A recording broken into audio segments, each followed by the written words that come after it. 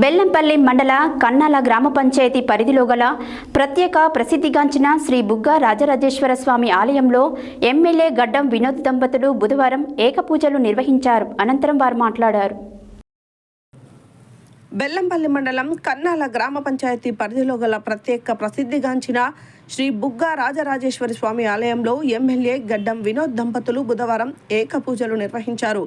అనంతరం వారు మాట్లాడుతూ బెల్లంపల్లి ప్రజల ఆశీర్వాదంతో ఎమ్మెల్యేగా గెలిపించడం వలన మహాశివుని దర్శన భాగ్యం కలిగిందని, ప్రతి ఒక్క భక్తుడు ప్రజలు అందరూ దర్శించుకోవాలని, ఇచ్చిన హామీ ప్రకారం ప్రభుత్వ సహాయంతో రోడ్డు నిర్మించుకుంటామని, అలాగే బెల్లంపల్లి నియోజకవర్గం అభివృద్ధి దిశలో ముందుకు తీసుకువెళ్తానని ఆయన అన్నారు.